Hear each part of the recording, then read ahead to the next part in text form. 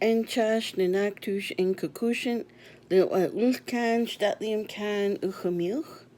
I'd like to share today about um, just some stories that I heard about how children were cared for.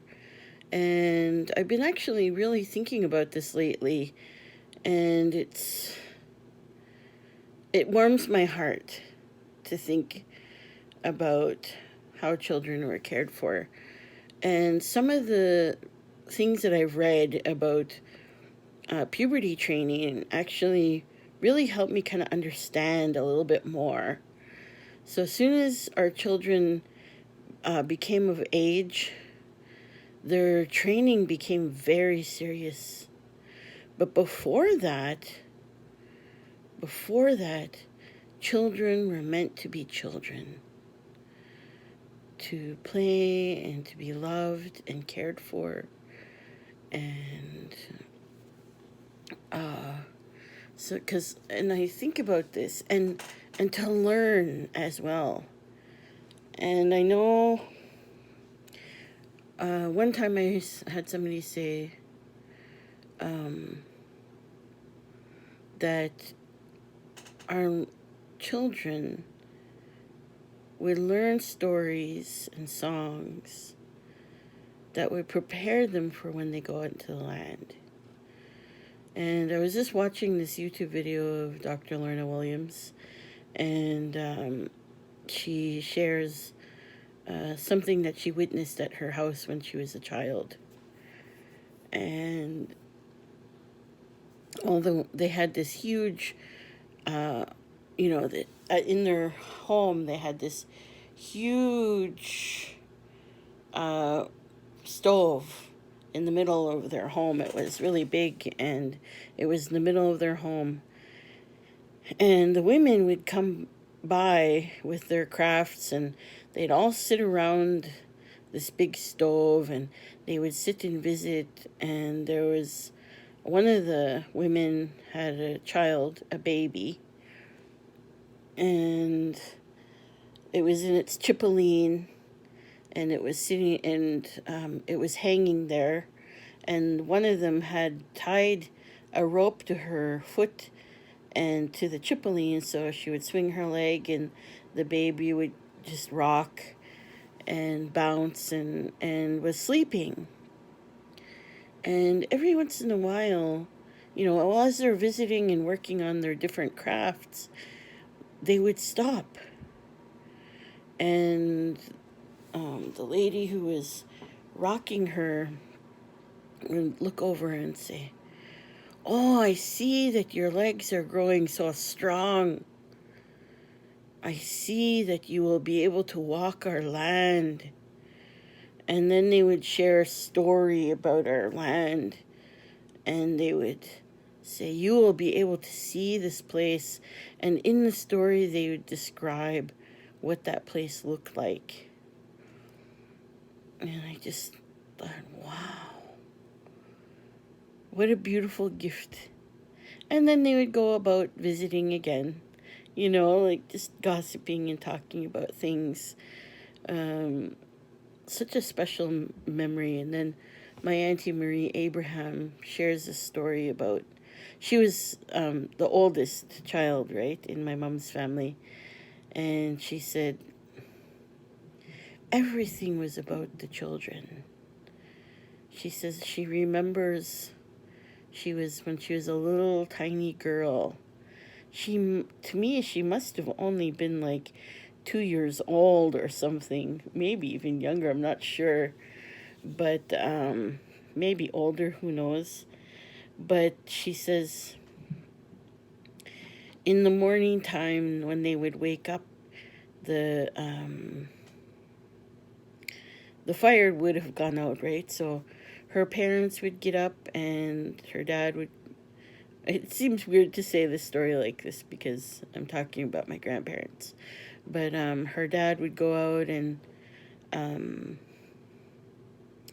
prepare the fire so that it could warm up the house, and her mom would go down to start making breakfast. And of course, she needed the fire to do that. So, getting everything ready and getting lunches ready for the men to go to work, and they would leave her in her warm bed, and her grandmother would get up and get her clothes, and her grandfather, and they would go and wake her up gently.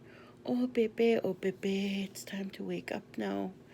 And they would lift her out of her bed and sit her down, and her grandmother would take her clothes off and quickly put and at the same time her grandfather would cup his hands over her feet. He didn't want her to be cold.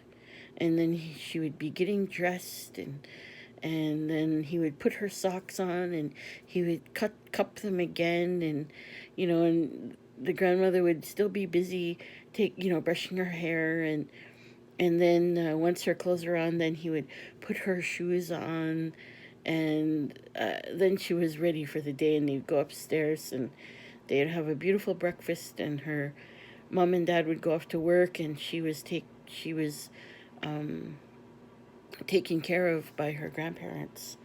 And I think that's such a beautiful story. And I think when I think about um, these two stories, and I think about the story my grandma Rosie tells about how this grandmother who was looking after her grandchild, and but she was always sleeping. She'd always fall asleep, and she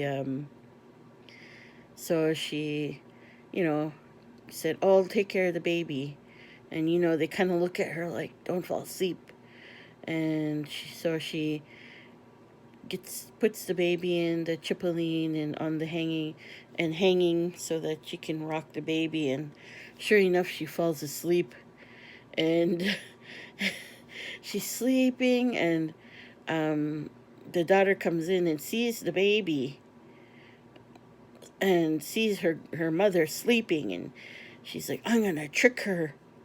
So she gently takes the baby out of the chipoline, and she sees these sticks, probably logs or little logs for the fire, right? So she puts them in the baby basket, and she quietly leaves, and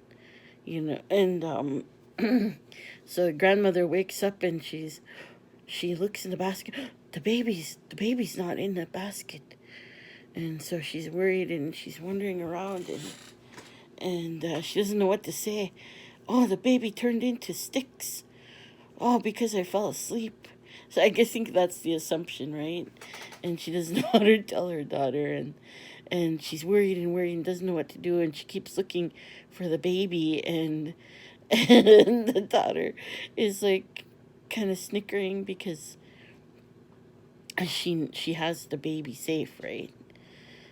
I think of that story, and I remember when I heard that story, because I wanted to be, and I think it was on purpose that my mom shared this story with me, because it was just before it just was around the time I was old enough to start babysitting to make some money. And so she told me the story, and it really got into my brain that you don't ever fall asleep when you're taking care of someone's child. And so to this day, I do everything to stay awake when when I babysit other people's children, when I care for them. And it's sometimes, when parents stay out until 5 in the morning, it's pretty tough, but we make do. So those are some of the things that I think about when I think about the importance of our children, and it's, when they're in our care, we have such a big responsibility for their safety and their well-being. And I also, the other reason why I stay awake when I babysit, because children wake up, and I want them to know that they're safe. They know that their parents have gone out, right? So they wake up, I think they startle themselves awake because they're thinking about their parents, and I reassure them and care for them. So children are very important to Lil'wat people, and I know that we were very serious on how we took care of our children before pre-contact, and now we are, we're relearning our ways and how things, how we work as a family, and I think those are so important for us. And I think we all love our children, but our history with Canada took a lot of things away from us. Okay, thank you.